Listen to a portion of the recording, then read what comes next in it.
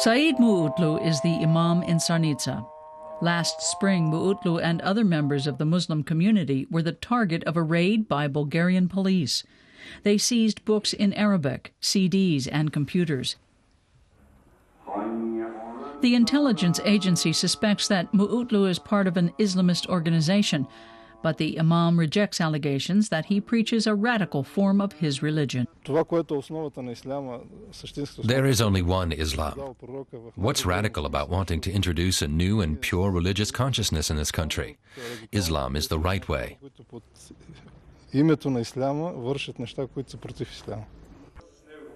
The school at this mosque was one of many the secret police planned to close 5 years ago.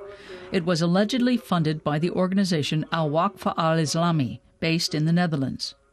The group was linked to terrorist attacks and banned, but it appears that the school in Sarnica is still up and running. Unlike many Muslims in Western European countries, Bulgaria's Muslims are not immigrants. Some of them are part of the country's Turkish minorities, while others are Slavic Muslims, known as Pomaks. Most of them practice a moderate form of the religion. Bulgaria's police and intelligence services are putting more pressure on all of the country's Muslims, but the imam in Sofia says the problems lie elsewhere. We support the intelligence services and state prosecutors in their fight against radicals.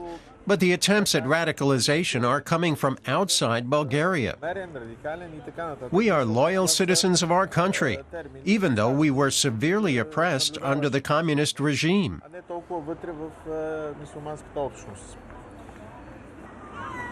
The prosecutor's office in Pasarchik is heading the investigations.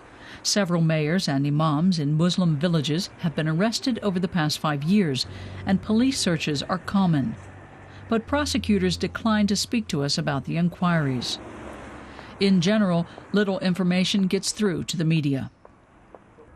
Critics say that could threaten Bulgaria's democratic development just as much as the rise of radical Islam.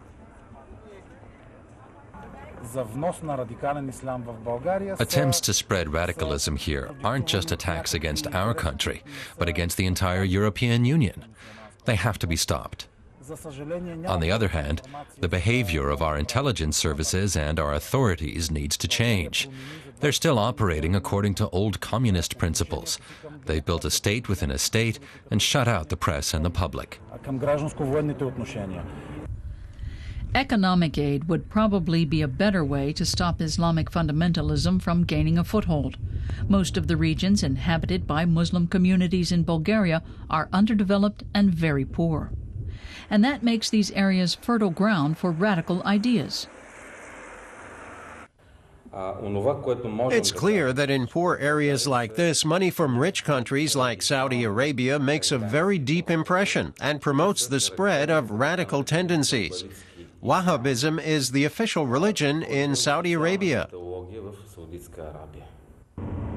This strict form of Islam rejects alien influences, and it's gaining followers in the Rhodope Mountains in southern Bulgaria.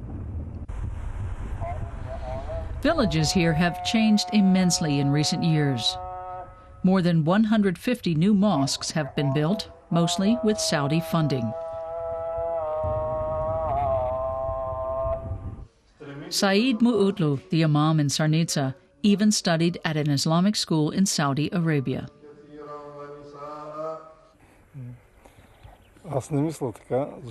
We've introduced a new spirit into the country. Our young people are receptive to this religion again. They've found a new identity with Islam. That's what scares the intelligence services, and that's why they want to close our schools.